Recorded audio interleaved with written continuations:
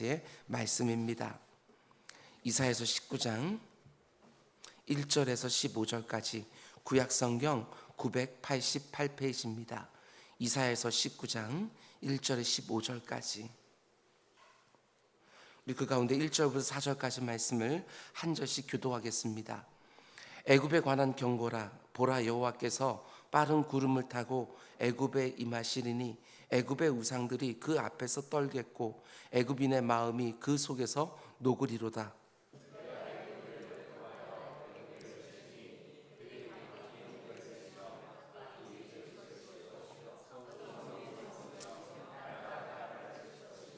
애굽인의 정신이 그 속에서 쇠약할 것이요 그의 계획을 내가 깨뜨리니 그들이 우상과 마술사와 신접한 자와 요술계에게 물으리로다. 내가 애굽인을 잔인한 주인의 손에 붙이리니 포악한 왕이 그들을 다스리리라.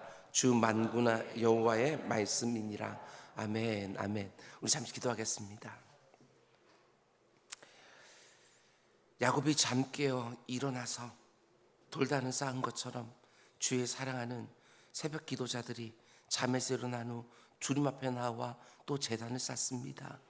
야곱이 제단을 쌓으면서 하늘과 땅이 이어져 있는 것을 본 것처럼 우리 성도님들도 아버지 하나님, 하늘과 땅이 이어져 있다는 것을 이 새벽에 다시 한번 확신하는 시간이 될 수 있도록 인도하여 주시옵소서. 내 힘겨운 삶이 그저 나에게만 맡겨져 있는 것이 아니라 하늘과 연결되어 있어서 하늘로부터 가장 좋은 것들이 언제나 임하여 이기림도 주시고 피할 길도 주신다고 하는 것, 오늘도 고백하며 한 주간을 열어가는 우리 모두가 될 수 있도록 인도하여 주시옵소서. 이번 한 주간에도 주의 사랑하는 백성들의 아버지 하나님 영적인, 육적인, 정신적인 건강을 허락하여 주셔서 아버지 하나님 맡겨진 모든 일들 넉넉히 감당할 수 있도록 인도하여 주시옵소서. 그래야 이번 한 주가 지난 이후에 하나님께서 또 이렇게 나를 능하게 하셨구나 하는 간증이 남는 한 주간 될 수 있도록 인도하여 주시옵소서. 이번 한 주간에도 주의 새벽 강단을 지켜주셔서 이곳에서 하나님의 말씀이 있는 그대로 증거될 수 있도록 인도하여 주시고, 회중석에 있는 성도들이 말씀의 적시성을 믿고 지금 내 모든 상황 가운데 가장 적절한 말씀을 하나님이 하루하루 공급해 주신다 믿고 사모하는 마음으로 예배할 수 있도록 주님 인도하여 주시옵소서. 이 모든 말씀 예수님의 이름으로 기도드렸습니다. 아멘. 아멘. 여러분 잘 오셨습니다. 오늘도 좋은 날인 줄 믿습니다. 아멘. 우리가 새벽 기도자 50명을 놓고 계속해서 사모하며 기도했는데 지난주 평균을 보니까 평균 한 40명 정도 그리고 예배 인원이 되는 것 같습니다. 우리 50명 될 때까지 우리 더 힘있게 새벽을 깨우는 우리 모두가 될 수 있기를 주님의 이름으로 축복합니다. 아멘. 이사야서 강의 오늘은 47번째 시간입니다. 오늘 말씀의 제목은 일반 은총도 특별 은총인 줄 알고 감사하며 사는, 이런 제목으로 말씀 전하도록 하겠습니다. 일상 가운데 속에 항상 내 곁에 당연하게 있는 것들도 하나님이 내게 특별하게 주신 은총인 줄 알고 감사하며 사는, 이런 제목으로 말씀 전하도록 하겠습니다. 이스라엘이 있는 가나안 땅은 북쪽으로는 유프라데스와 티그리스 강을 끼고 있는 그 메소포타미아 문명이 발전해 있었고, 남쪽으로는 나일강 중심으로 애굽 문명이 강력한 영향력을 형성하고 있었습니다. 두 강력한 문화권 사이에 가나안 땅이 있었던 것이지요. 그러니까 가나안 땅에 있는 북이스라엘과 남유다는 북쪽에 있는 메소포타미아 지역에 아주 강력한 제국이 나타나거나 혹은 남쪽에 있는 애굽이 강력해지거나 하면 중간에서 굉장히 많은 어려움을 겪을 수밖에 없었던 것이지요. 이게 바로 북이스라엘과 남유다가 위치해 있었던 지정학적인 상황입니다. 그런데 우리가 보고 있는 이사야서의 배경이 되고 있는 BC 8세기 후반부로 가게 되어지면 북쪽에서 아수르라는 아주 강력한 나라가 등장을 해서 제국을 형성하게 되어집니다. 그리고 시간이 점점 흐르면서 그 아수르가 남쪽으로 내려오면서 아람을 정복하고 북이스라엘을 정복하는 것입니다. 그렇게 되니까 남유다를 비롯해서 그 가나안 땅에 있는 나라들이 심각한 고민에 빠지는 것이지요. 어떻게 이 막강한 아수르 제국에 대항할 수 있을까? 그러면 생각하는 나라가 바로 남쪽에 있는 애굽입니다. 북쪽에서 위협하고 있는 아수르를 대항해야 되는데 자기 나라의 힘만으로는 도저히 감당할 수가 없고, 남쪽에 있는 강력한 또 한 나라 애굽과 손을 잡아야 아수르를 대항할 수 있다고 생각한 것입니다. 남유다도 다르지 않습니다. 애굽과 손을 잡아야 되는가 말아야 되는가, 지금 그 고민을 하고 있는 상황입니다. 오늘부터 우리가 애굽에 대해서 보게 되어지는데, 애굽과 동맹을 맺으려고 하는 남유다 왕과 그 지도자들과 그 백성들에 대한 이사야 선지자의 조언이 무엇입니까? 한마디로 애굽은 아무 도움도 안 된다고, 애굽도 곧 망할 나라이니까 그 나라를 의지하는 것은 어리석은 일이라고, 이 말을 하는 것이지요. 여러분, 그런데 여러분과 제가 그 시대에 살았다고 한다면 어떻게 했을 것 같습니까? 북쪽에서 강력한 아수르가 등장해서 나라를 위협하고 있는데, 그래도 아수르를 대항할 수 있는 유일한 나라는 애굽밖에 없습니다. 그런 상황 가운데 속에 여러분, 애굽을 의지하는 거, 그리고 하나님을 의지하는 거, 여러분 어떻게 생각하십니까? 지금 전쟁의 위협이 코앞에 있는데 이사야 선지자는 애굽을 의지하지 말고 하나님만 의지하라고 합니다. 그 가운데 속에 여러분이 그 상황 속에 있다고 한다면 도대체 어떤 선택을 하겠습니까? 우리가 이 세상을 믿음으로 산다라고 할 때에 그건 그냥 막연한 것들이 아니라 이런 실제적인 상황들이 늘 눈앞에 있는 거 아닙니까? 눈에 보이는 뭔가 의지할 만한 거, 눈에 보이지 않지만 우리가 익히 배우면서 이때까지 믿어왔던 그 하나님, 무엇을 의지할 것인가? 실제적인 상황을 앞에 두고 우리의 믿음을 한번 점검해 보는 것은 너무나도 귀한 일일 것입니다. 어려움이 없을 때에는 믿음으로 산다는 말을 조금도 부담 없이 받아들일 수가 있는데, 북쪽에서 아수르가 아주 강력한 나라가 되어 쳐들어오는데 내 인생 가운데 도무지 내 힘으로는 어쩔 수 없는 강력한 어떤 심각한 문제가 코앞에 다가오고 있는데, 애굽을 붙드는 것이 아니라 하나님만 붙들어야 된다, 이렇게 외치고 있는 이사야의 말이 어떻게 들렸을까? 아무리 애굽 땅이 망할 거라고 오늘 본문에서 쭉 말하고 있지만 그 말을 듣는 남유다 백성들에게는 어떻게 들렸을까? 그게 정말 믿어졌을까? 내가 그 시대에 살고 있다고 생각하고 오늘 본문을 우리가 보기를 원합니다.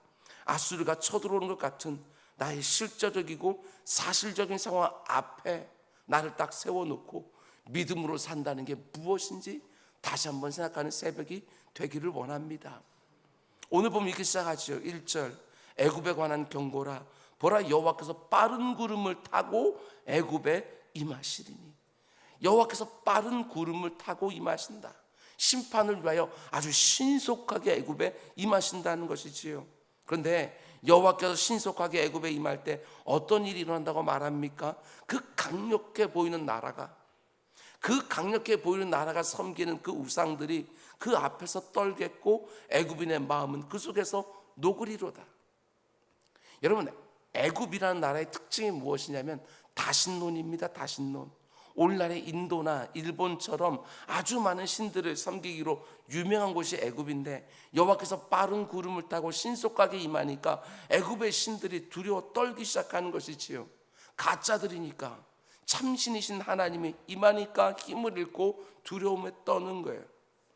하나님이 애굽에 신속하게 임하니까 가짜 신들이 두려움에 빠지는 것은 말할 것도 없고, 2절 말씀 보면 내가 애굽인을 격동하여 애굽인을 치리니 그들이 각기 형제를 치며 각기 이웃을 칠 것이요 성읍이 성읍을 치며 나라가 나라를 칠 것이며, 내적으로 문제가 생기기 시작합니다.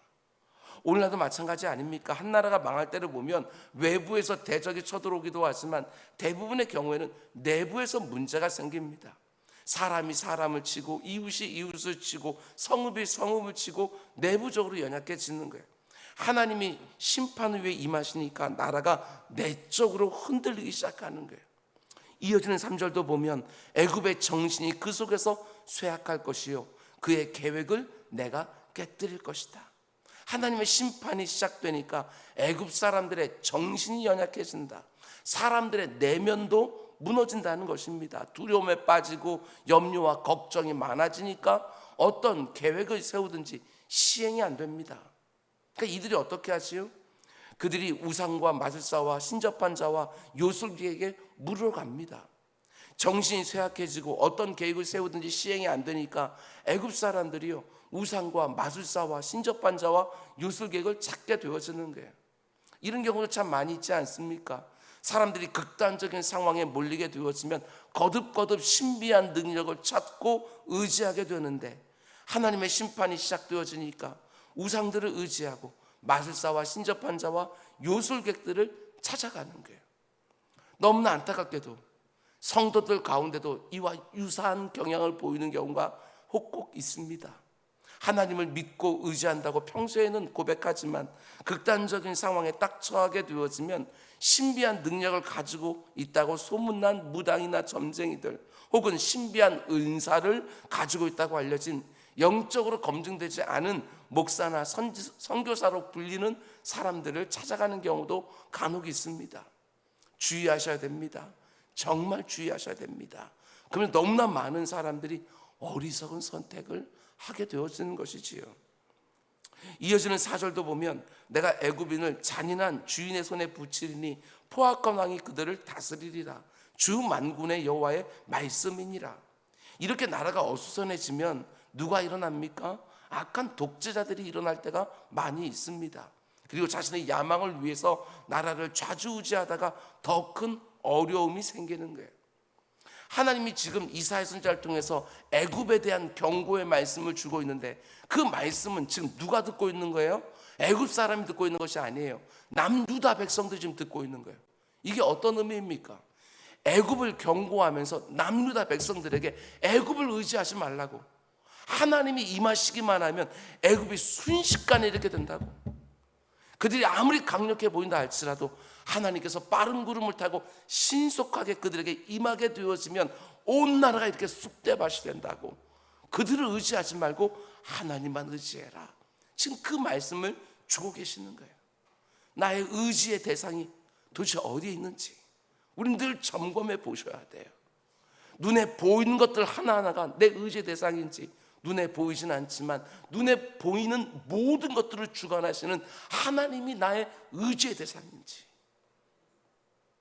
힘들고 어려운 일이 닥칠수록 하나님만 더욱 붙들고 의지하는 우리 모두가 될 수 있기를 주님 축원을 드립니다.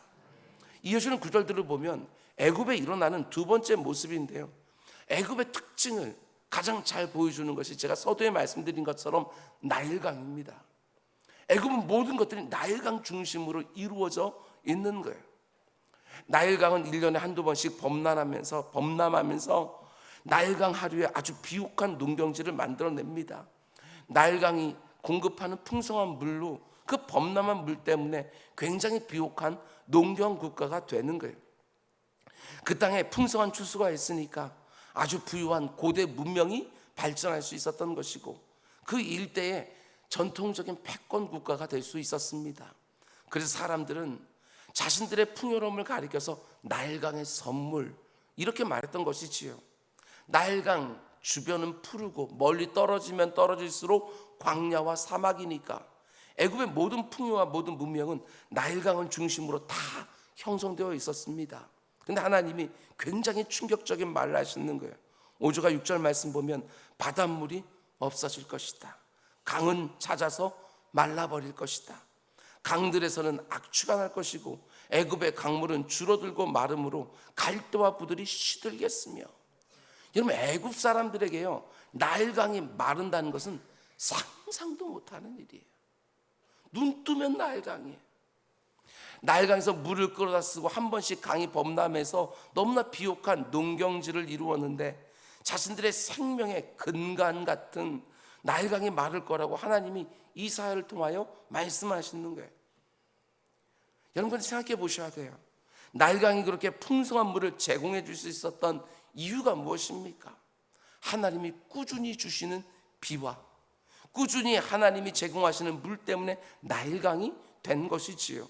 근데 애굽 사람들은 나일강은 그렇게 생각하지 않고 나일강은 언제든지 물이 넘치는 강이다 이렇게 생각한 것입니다. 그게 아니라는 것입니다. 하나님이 물을 지속적으로 주셔야 물이 넘치는 강이 되어지는 것이지요. 여러분, 하나님을 믿는 사람이든지 믿지 않는 사람이든지 동일하게 주시는 은혜가 있는데 그걸 가리켜서 우리는 일반 은총이다 이렇게 말하지요. 근데 인생들이 어리석어서 일반 은총에 익숙해지면 그걸 당연한 것으로 생각하는 거예요. 근데 그 말 자체를 한번 생각해 보십시오. 일반, 그러니까 모든 사람들이 다 누리는 것이지만 근데 뒤에 뭐가 붙어 있어요? 그것도 은총이다. 이게 붙어져 있는 거예요. 만물의 주인이신 하나님이 물을 주셔야 나일강이 마르지 않는데 애굽 사람들은 그 나일강에서 얻는 모든 혜택들을 당연한 것으로 여기고 그 많은 물을 주신 하나님은 도무지 생각하지 못하는 것입니다. 그래서 하나님이 그들을 향해서 말씀하시는 거예요. 때가 되면 나일강이 마를 것이다. 너희들이 인생의 상수로 두고 있는 거 언제나 그것은 기본으로 딱 생각해 놓고 다른 것들을 생각하는데 그 기본이 그냥 주어진 것이 아니라 하나님의 은총이라고 하는 거 너 잊으면 안 된다. 그 말씀을 하시는 거예요. 여러분과 저의 인생 가운데 속에서도 마치 너무나도 상수처럼 보이는 항상 거기 있는 여러분 그것이 당연한 것이 아니라 하나님의 은총이라는 거 이걸 잊으면 안 되는 거예요. 하나님께서 기초를 흔드실 때는 그 모든 내 상수라고 생각했던 그것이 흔들리니까 내 인생의 위기가 되었습니다.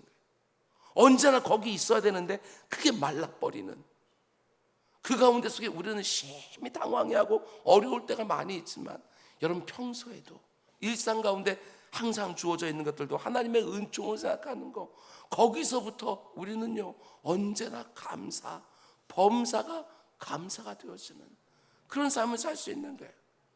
나일강이 마르면 어떻게 되어집니까? 6절 말씀 보면 강들에서 악취가 나겠고 물이 마르니까 물고기들이 죽습니다. 그러면 나일강 전역에서 악취가 진동을 하는 거예요. 뿐만 아니라 나일강이 마르면 또 어떤 일이 일어납니까? 계속해서 6절 갈대와 부들이 시들어버린다. 갈대와 부들이 뭐냐면 이것을 잘 펴서 말려서요 이것을 가지고 파피루스라고 불리는 것을 만드는 거예요. 종이로 사용되어서는 애굽의 특산물이에요. 근데 강이 다 말라버리니까 갈대와 부들도 다 시들어 죽는 것이지요. 그 7절 나일 가까운 곳 나일 언덕의 초장과 나일강 가까운 곡식밭이 다 말라서 난려가 없어질 것이며 나일강을 끼고 아주 풍성한 곡식밭이 형성되어 있었어요. 그래서 후일 로마 제국이 있었을 때 로마가 그 광활한 그 나라 전역에 곡식을 어떻게 됐느냐 애굽에서 수입해 왔어요. 애굽은 전 유럽을 먹이는 곡식 창고예요. 그런데 거기에 농업이 망하게 되었습니다.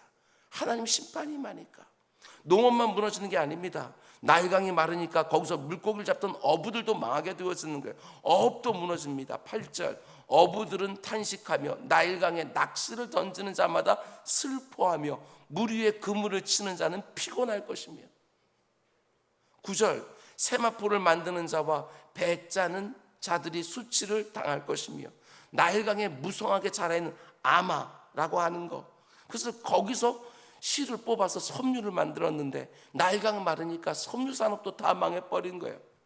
농업도 무너지고 목축도 무너지고 어업도 무너지고 섬유 산업도 다 무너지는 것이지요. 한마디로 애굽의 모든 대부분의 산업들이 다 무너져요. 하나님의 심판이 임하니까. 이어진 10절은 또 이렇게 말합니다. 그의 기둥이 부서지고 품꾼들이 다 마음에 근심하니라. 여기서 기둥이 부서졌다고 하는 것은 기간 산업이 다 무너졌다는 거예요. 뿐만 아니라 하루하루 품삯을 받아 살던 품꾼들조차도 염려하고 좌절한다. 오늘은 무엇을 먹을까? 나라의 경제적인 기반들이 다 무너지는 거예요. 우리는 이미 IMF를 경험해 봤기 때문에 그때의 느낌을 일정한 정도로 가지고 있는 분들이 있을 것입니다. 하나님이 신속하게 임해서 심판하기 시작하니까 애굽 사람들이 의지하던 나일강 여기에 도대체 무슨 문제가 생길 수 있을까 생각했던 그 나일강이 마르면서 나라 전체가 무너지고 있는 거예요.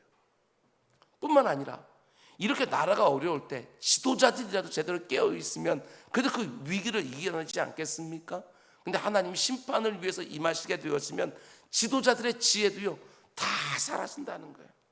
그게 11절부터 13절 말씀입니다. 소안의 방백은 어리석었고 바로의 가장 지혜로운 모사의 책략은 우둔하여졌으니 너희가 어떻게 바로에게 이르기를 나는 지혜로운 자들의 자손이라 나는 옛 왕들의 후예라 할 수 있으랴. 너희 지혜로운 자가 어디 있느냐? 그들이 만군의 여호와께서 애굽에 대하여 정하신 뜻을 알 것이요 곧 내게 말할 것이니라. 소안의 방백들은 어리석었고 노베 방백들은 미혹되었도다. 그들은 애굽 종족들의 모퉁이 돌이거든 애굽을 그릇가게 하다. 지도자들이 오히려 애굽이라는 나라를 그릇가게 만드는 거예요. 나라가 어려움을 겪을 때 그래도 지도자들이 지혜롭게 잘 서 있으면 망하진 않을 텐데 애굽의 지도자들이 얼마나 어리석게 되는지 이렇게까지 말합니다. 14절 여호와께서 그 가운데 어지러운 마음을 섞으셨으므로 그들이 애굽을 매사에 잘못 가게 함이 취한 자가 토하면서 비틀거림 같게 하였으니. 지도자들이 변별력을 가지고 바르게 행하지 않으면 언제나 나라가 참 어렵게 되어집니다. 교회도 마찬가지입니다. 담임 목사인 저나 당회를 구성하고 있는 장로님들이나 권사님들이나 안수집사님들이나 여집사님들이 우리 재직들이 믿음으로 지혜로운 결정을 하지 못하면 교회는 언제나 어려움을 당하게 되어 있는 거예요. 교회를 섬기면서 담임 목사인 제가 느끼는 압박감은 최선을 다해서 어떤 일을 제대로 분별하는 것으로 충분하지 않고 믿음이 바르게 사용되고 있는가, 이 부분에 늘 고민이 많습니다. 늘 겉으로 드러나고 있는 어떤 현상보다도 그 가운데 속에 교회가 정말 가지고 있어야 되는 믿음과 신의와 이런 것들이 제대로 작동하고 있는가, 그 부분에서 고민이 참 많이 있습니다. 우리가 최선을 다해서 분별하는 것에 그치는 것이 아니라 그 분별 안에 믿음이 사용되어지고 하나님이 인정되어지고 하나님을 두려워하는 마음들이 있는가 하는 것이 너무나도 중요한 요소들인데 우린 때때로 최선을 다해서 분석하고 판단하는 것이 충분한 것처럼 생각할 때가 얼마나 많은지 모릅니다. 물론 그런 것들도 중요하지요. 그러나 그것은 충분한 것이 아닙니다. 우리에게는 언제나 믿음이 사용되고 있는가, 하나님이 인정되고 있는 결정이 되고 있는가, 이게 가장 중요한 거예요.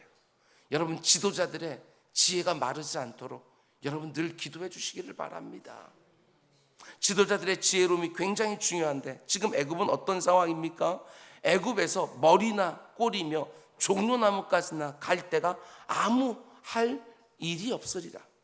이 표현이 우리에게 익숙하진 않지만 그 시대는 아주 익숙한 표현이었습니다. 한마디로 머리부터 꼬리까지, 종려나무서부터 갈대까지 지도자들만의 문제가 아니라는 거예요.